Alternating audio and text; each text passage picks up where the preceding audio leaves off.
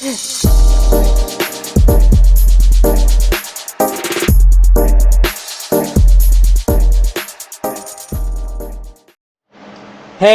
what's up, everybody? This is your boy Kenny, and this is Unsung Hollywood Season 3, and this episode was about Ray J. This was really a good episode, and, I've always been a fan of Ray J. Even when he was on the Sinbad show, I was an instant fan of his, and I've definitely been following him all this time, and another cool thing about Ray J is that we have the same birthday. We're both born on January 17th, so definitely, Capricorn brother over here. So let me begin though. This was a really great episode because it showcased a lot about Ray J, how he became the king of reality television, because I definitely remember the show For the Love of Ray J. Both seasons were awesome. But not only that, he's very talented. He can sing and can rap, and he's a good actor as well. Even Ricky Smiley even said so. It's something he learned a lot of that, about acting from Ray J. And then of course they definitely talked about the infamous, him and Kim Kardashian porno tape, rewind, fast forward. I definitely give my testimony. I was one that was definitely rewinding, fast forwarding, no lies.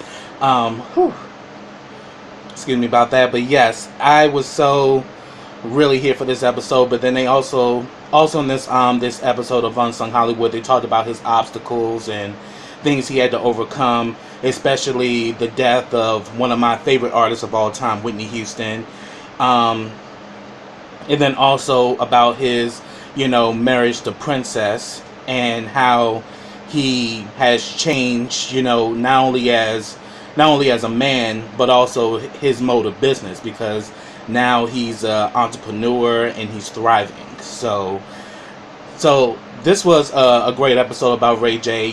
Brandy, his big sister, was definitely one of the commentators. So shout out to Brandy. Shout out to his family. Willie Norwood Sr. and Miss Sonia Norwood. Definitely you can tell he had a great upbringing, and had a wealth of parents. He was born, January 17th, 1981 in Macomb, Mississippi. Definitely, both him and Brandy, came from greatness, not, from both parents, because his father was, a talented musician. What was the name of the group that he was a part of? If I can, so I think I did put it down. He was a part of this, band called the Composers. They, were on the lineup with like Tavares and Rufus with Shaka Khan. They definitely got a lot. They definitely were touring and were doing their thing. And it was while on tour is when he met Sonia for the first time, and there was, they definitely had a connection, and they eventually got married.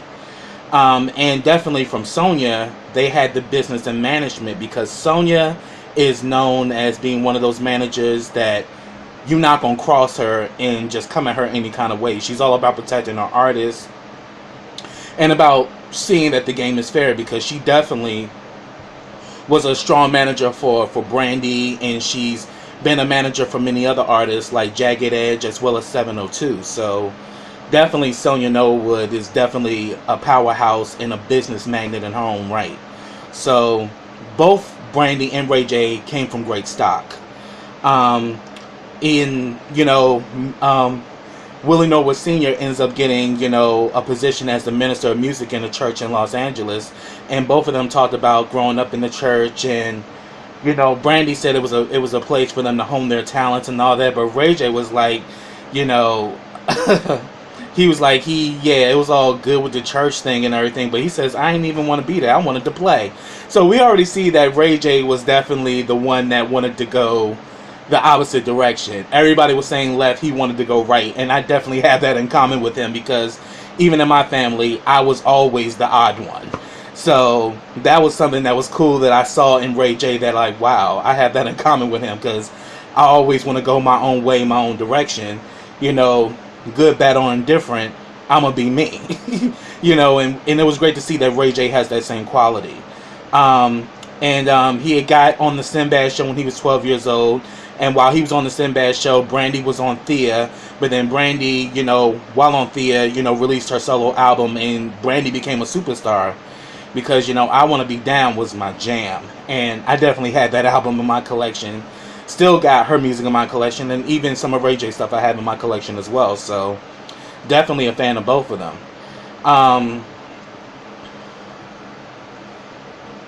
And definitely, even with Brandy's success, Ray J was there, known as Brandy's little brother, and he was there on the ride. I mean, in the I Want to Be Down video as well as the remix, Ray J's in the videos, and you really see that the two of them have a very close, they have a very close bond as brother and sister, and it's beautiful to see because they're still that tight to this day.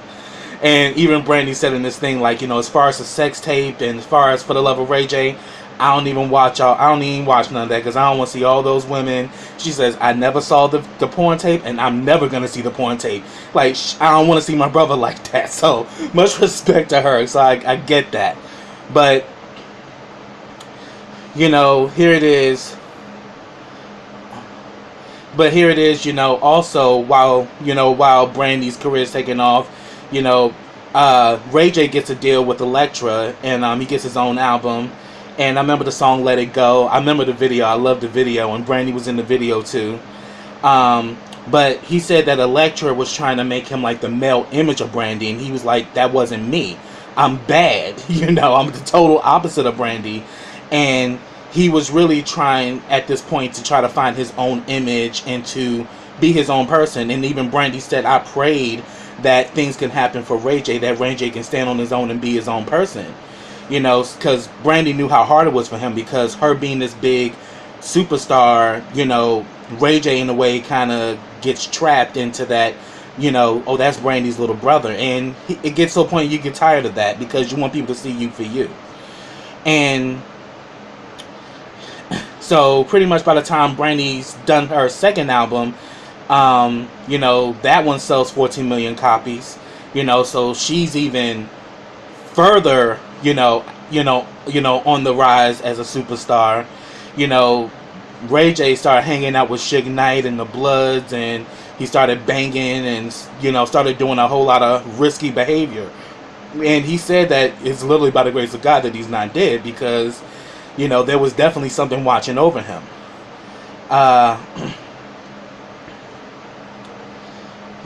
the thing about it, he earned a lot of street cred too. So, but he was still kind of at that time trapped under that Brandy's little brother thing, and he wanted to break out of that so bad. And what helped was when he got a role on Moesha, because at first we were all like, oh yeah, he got on the show because he's Brandy's little brother. But when you saw him play the role of D-Money, Ray J was fucking amazing on that show.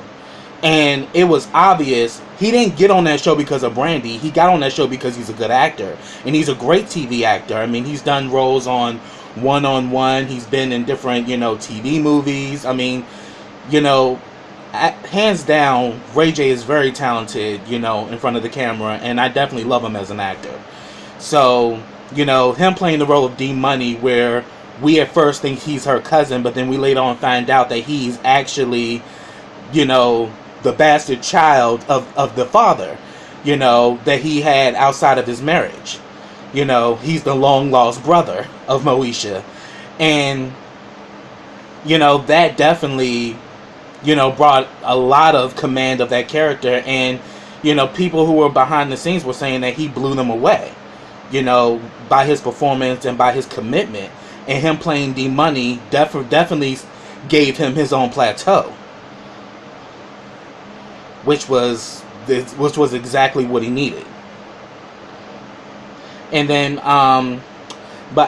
Moesha was canceled in 2001, and after that he gets a deal with Atlantic Records, and that's when he works with new up and rising producer Pharrell on the song Wait a Minute, and Lil' Kim was on the track as well. And I have to admit, Wait a Minute was the shit though, because definitely when I remember when they premiered it the first time, we were all kind of, me and my brother were kind of skeptical, like, all right, what's Ray J gonna do?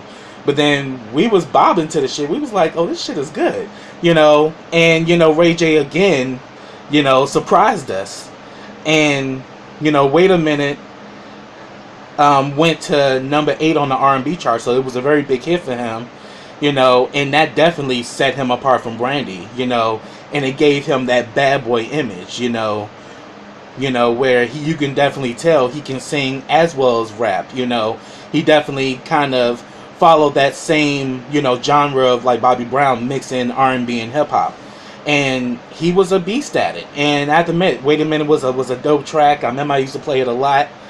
And, also around this time, he was also dating Little Kim's. And, but then he said that, he also started dating a lot of women. But he said but he's the type of person that lives for the moment, And then they said, like, after that album, he kind of was in, like, for 4 years, there was no music from him, and it wasn't, so, because and I think a lot of it had to do with the fact because, even though he had a great hit on the album, because the album didn't do so well, I think that he got dropped, and probably it's the politics of the business. It had nothing to do with the fact that he wasn't good, because I did have the album, years ago, and the album was pretty good. He had some damn good songs on it, but you know how the politics of the business. So he didn't actually get the big sales that he should have received.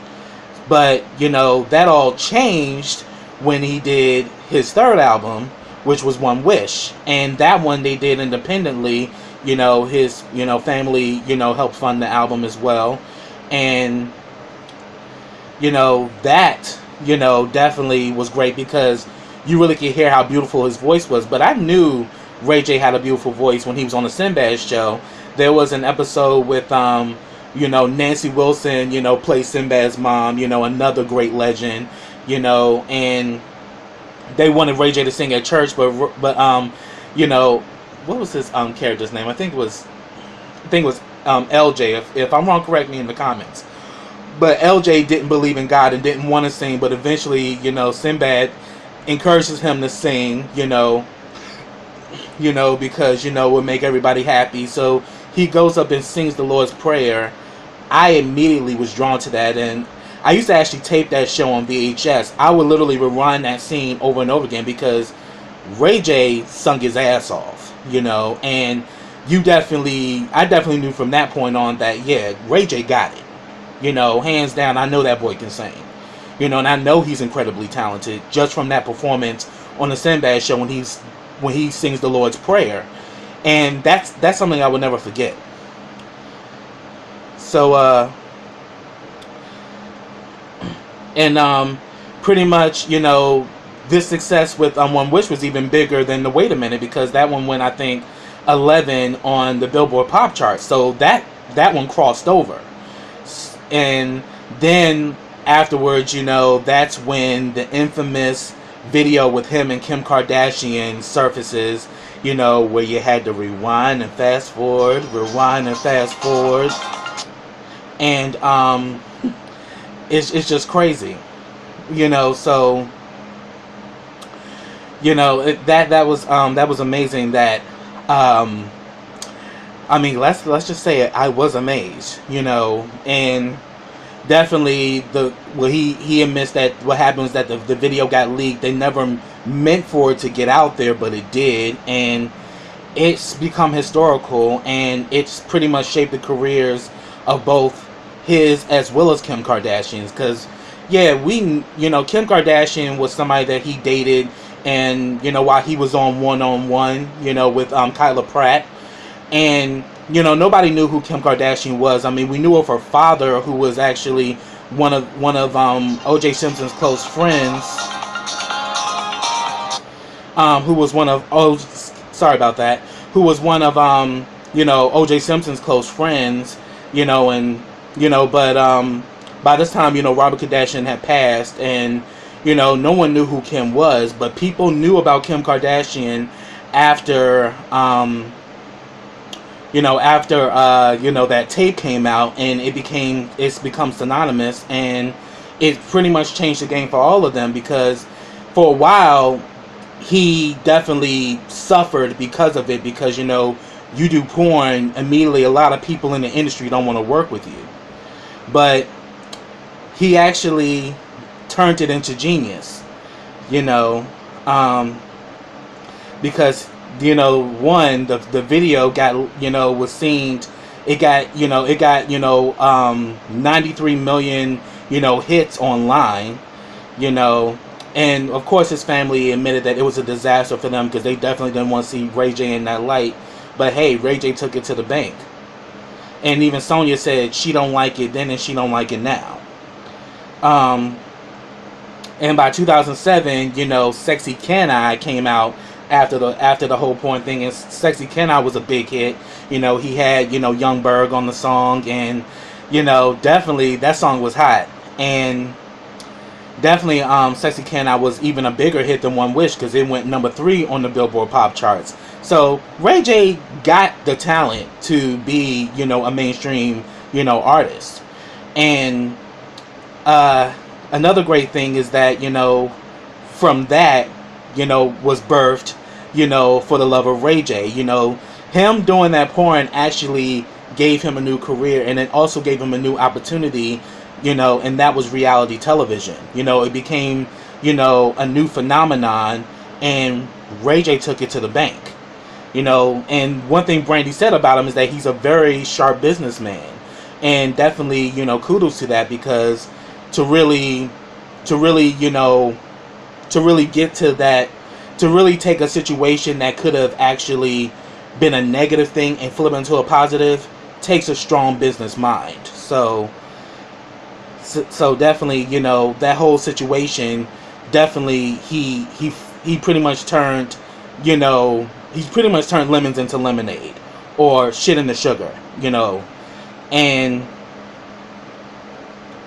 and definitely, he had mentioned that before, he got For the Love of Ray J, he kind of was in a standstill, because of, because of the porno, but then eventually new doors started opening, one being reality television.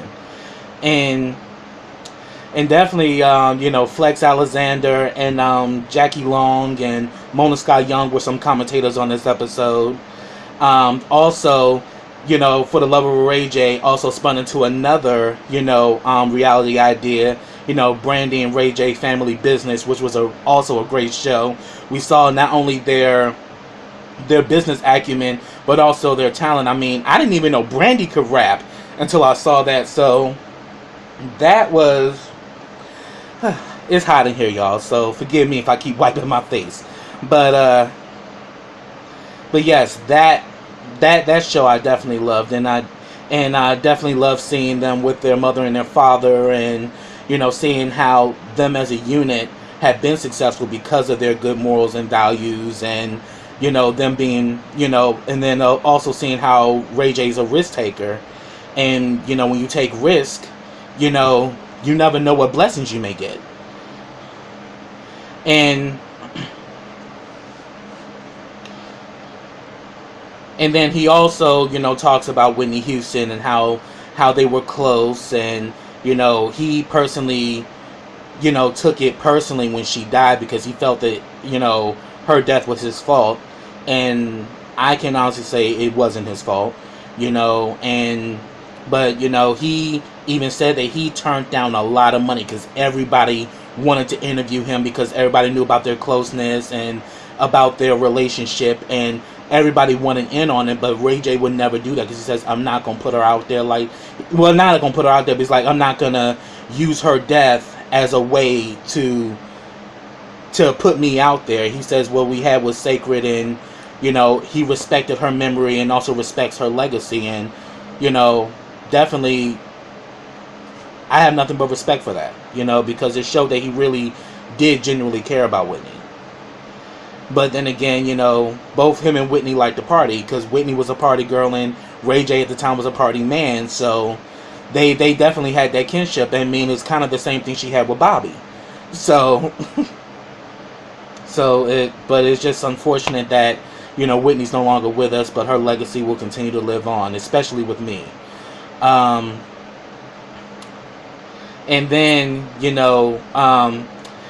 also gets a role on the Ricky Smiley show. Um, and I definitely liked his character on that show too. It was pretty awesome.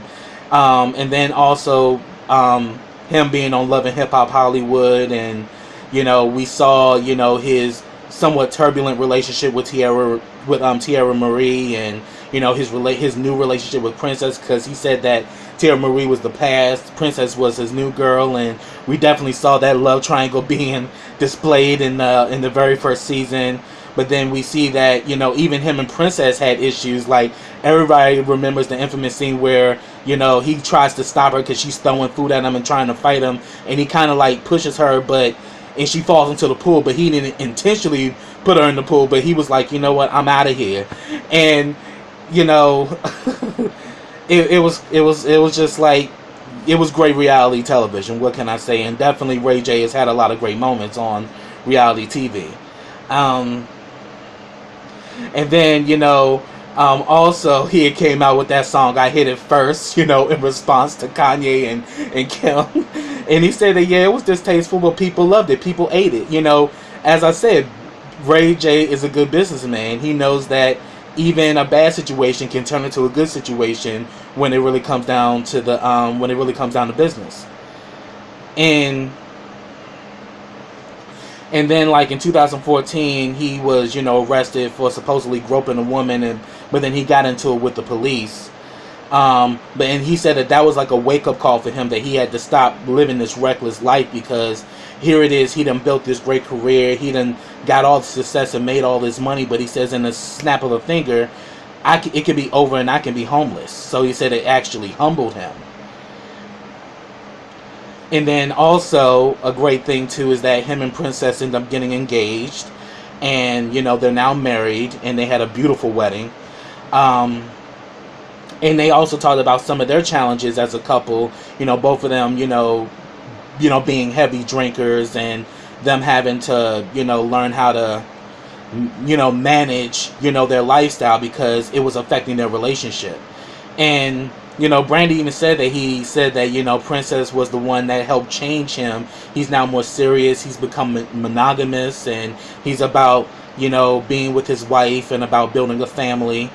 And also, he's an entrepreneur. He has his own company, Raytronics, where it's like a technology company, and he not too long ago landed this major deal, to actually help develop, new transportation for urban communities. So I'm really, amazed by that. So Ray J is about to do some great things. So definitely keep your eyes on him. And we literally saw him grow up on television. Ray J is definitely a part of my upbringing, because it's like he grew up right alongside me. Because I definitely remember him being this 12-year-old on the Sinbad show to where he is now. I say that's remarkable. I say it's commendable. I say it's successful. And keep on winning. So that's what I have, y'all. So if I missed anything, put it down in the comments. I'd love to talk to you about it. But subscribe to my channel. Click that bell so you can get notifications every time I drop a video. Also follow me on all of my social platforms. I have them all listed in the description box. Also like this video, comment on this video, and share this video. And I'll be back with the next episode of Unsung Hollywood. So until next time, everybody, take care.